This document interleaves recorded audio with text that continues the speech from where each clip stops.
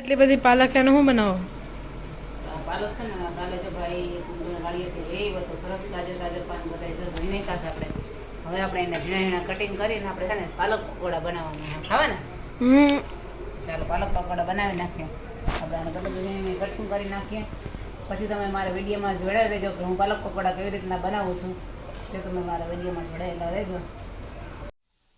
ચાલો તો આપણે અહીંયા છે ને 3 કટકા આદુના લઈ લીધા છે, થોડુંક લસણ લઈ લીધું છે અને આપણે આ 3 નંગ મરચાં છે એને કટિંગ કરીને આપણે આને ક્રોસ કરવાનું. ચાલો મરચાં આ રીતના કટિંગ કરીને બધું નાખી દીધું છે ને આપણે થોડુંક એમાં આખું જીરું નાખવાનું છે. હવે આને આપણે બધું અધકચરું ક્રોસ કરી લેવાનું છે. ચાલો તો સરસ મજાની આપણી પેસ્ટ પણ થઈ ગઈ છે, અધકચરી કરવાની છે, બહુ ઓલી નથી કરવાની. અને હવે આપણે જે આ પાલક આપણે છે ને એમાં આપણે થોડુંક નમક નાખી દઈશું એટલે એમાં થોડુંક નરમ થઈ જાય. આપણે એમાં થોડુંક નમક નાખી દઈશું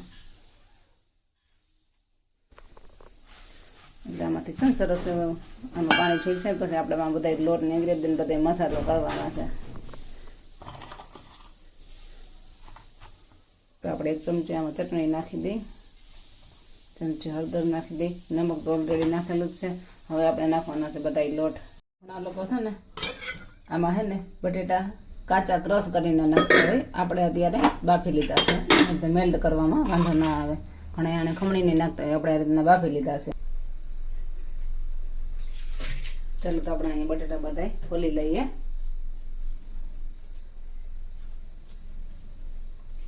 બટેટા ગરમ છે, આ બાવાનો આપણે ફોલીને એનો માવો કરી લેવાનો છે.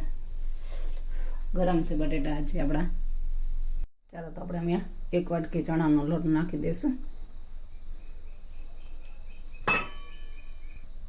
પછી જે આપણે આદુ મરચાં અને લસણ અને જીરાની પેસ્ટ બનાવી છે તે આમાં નાખી દઈશું.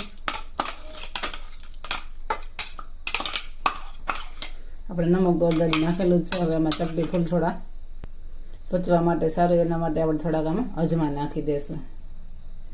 આમાં તલી નાખી શકાય, તમારે તલ નાખો હોય તો નાખી શકાય, નકર ઓપ્શનલ છે. હવે આમાં આપણે ચપટી ફૂલ છોડા નાખી દેવાના છે. ચાલો આપણી પાસે થોડોક તલ છે તો આપણે તલી થોડાક ઉમારી દઈએ. છેલ્લે આપણે બટેટા છે એ નાખી દે હોય, આમાં મેલ્ટ થઈ જશે. તો આપણે આ બધુંને આ રીતના આમાં મિક્સ કરી લેવાનું છે. પાણીની જરૂર પડશે તો આપણે નાખશું, કારણ કે આપણે નમક નાખ્યું છે ને એનું ઓલરેડી આમાંથી પાણી છૂટશે. એટલા માટે આપણે આને સરસના આવી રીતના મેલ્ટ કરી લઈએ બધું.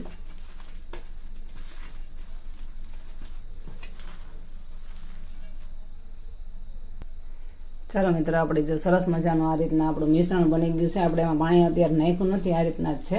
હવે સેજ આપણે ઢીલું કરવા માટે આપણે થોડું અમથું પાણી નાખીશું એટલે આપણું સરસ મજાનું મિશ્રણ છે ઢીલું થઈ જાય એટલે આપણે આસાનીથી પકોડા બનાવી શકીએ.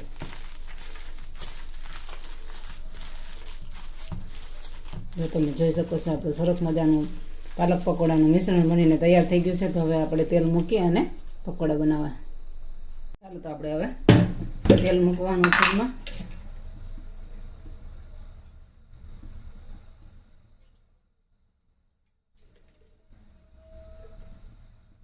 ચાલો તો આપણે આપણે લીંબુનું ફાડું આમાં નાખી દઈએ.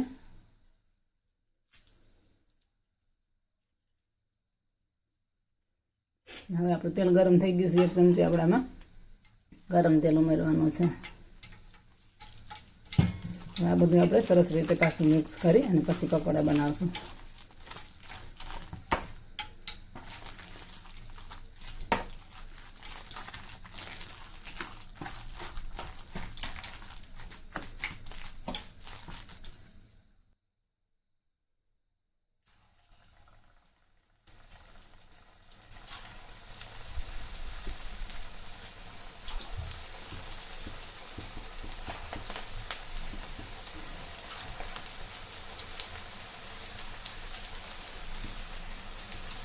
ચાલો તો આપણે પાલક પકોડા આપણે મૂકવા પણ માંડ્યા. જો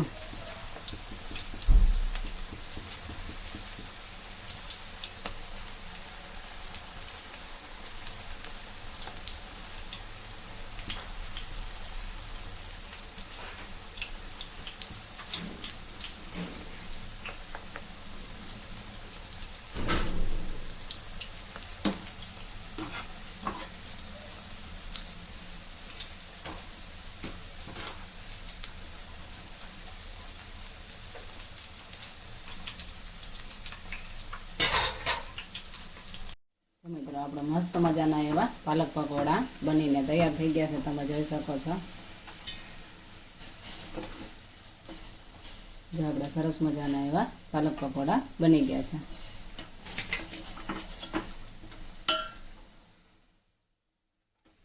ચાલો મિત્રો, તો બધા આપણે આજે પાલક પકોડાનો પ્રોગ્રામ છે, તો બધા આવી જાઓ. અને આપણે સાઈડમાં ચટણી પણ સરસ મજાની એવી બને છે, તમે જોઈ શકો છો.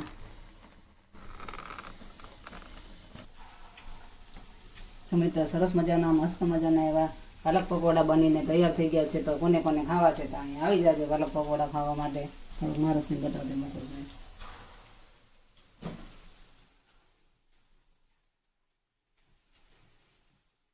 ચલો, મસ્ત મજાના એવા પાલક પકોડા બનીને તૈયાર થઈ ગયા છે. કોને કોને ભાવે જે કોમેન્ટ કરી દેજો.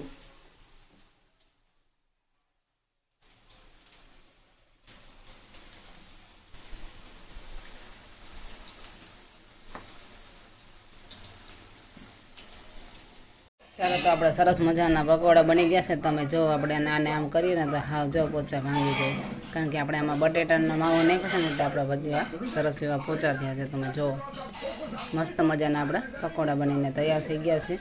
પાલક પકોડા તમે કઈ રીતના બનાવો છો તે જરૂરથી કોમેન્ટ કરજો. ચાલો, તો મસ્ત મજાની એવી ચટણી અને પકોડા ઘણા બનીને તૈયાર થઈ ગયા છે. તો હાલો અદિતભાઈ, જમવાનું બની ગયું છે, આવી જાઓ નીચે.